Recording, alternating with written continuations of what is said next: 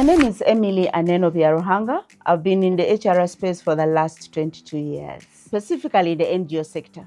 And while in the NGO, I've worked with different organizations in the development sector, in the health sector, and also in the emergency sector. And my major highlight was the time when we traveled for emergency. And I remember when we used to recruit people even late in the night.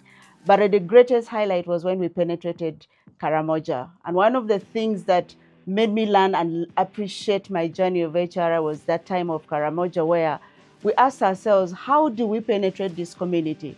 And we met a local in a restaurant and we asked her, how do we penetrate your community? And she said, just dress like us. And we went to the market and I had to change from my normal attire into the Karamojong attire. And indeed, I won their hearts. So it's been a beautiful journey. Supporting and inspiring people was what really inspired me to pursue a career in human resource. It all started way back when I was looking after my brother in hospital, and there were these people who were wheeled in the middle of the night, sick. And I saw how nurses and doctors were attending to them, making them feel comfortable. So I thought, I need to work with people. So as a result, for my high school, I studied PCB, physics, chemistry, biology, sub-math, with the inspiration that I'll become a doctor so that I work with people. However, when I reached university, my parents could not afford private sponsorship in medicine, and yet I didn't make it on government. So as a result, I ended up doing information science. But part of that information science module, there was human resource. And that was my turning point. I said, okay, I could have lost my dream of becoming a doctor, but I'm not going to lose my dream of becoming human resource, because it's still all about working with people. There are quite a number of challenges when you get into the HR space. And one that really stands out is where people really appreciate the work of HR. And the lesson I've learned through this is I don't need to be appreciated. All I need to do is do the right thing and let them understand that when you do the right thing, you're serving them, you're also serving the organization. First and foremost, many times it is believed HR is for women. And so also the space I've worked in, because I've worked even more outside of Uganda, and so the space I've worked in were more of men. So convincing men on people matters was really difficult. But what helped me through was I knew my data.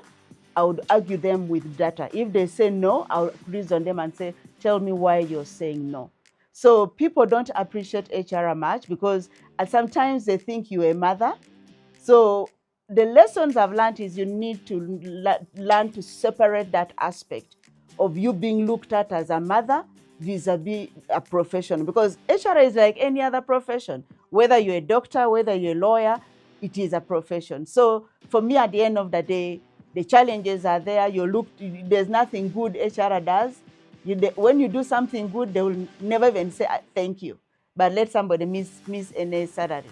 It is a challenge. So one of the things that made me even more firm in HR is when I read the story which said HR is blamed for everything. So I got to realize that the job I'm doing is not for the weak-hearted. I need to be firm, I need to be stable, but above all, I had to know my subject in and out, against which I was able to argue out and grow in my career. I've been in HRML for the last 20 years now. I joined in 2006 when I'd actually just started my career. It has made me meet people. I've been mentored in the network. I've made friendship, I've made connections, and through even the HR net in Mao, I've been able to get most of the jobs that I'm getting. Because of the network, people recommend you to different spaces. And also when I'm stuck in my work, I know who to call, and that has really enabled me move forward in my career. My advice to the young women who are aspiring to work in HR, I've had 5 principles that has guided me throughout my journey. Number 1, do not gossip your way up. Do not sleep your way up. Do not bribe your way up. Do not buy your way up. Work your way up. Because the skills that you get in one organization will take you to the next organization. Stay faithful, stay aligned and with the policies, and hold integrity at the highest level. Because that way you'll be respected and you'll also be supported to grow.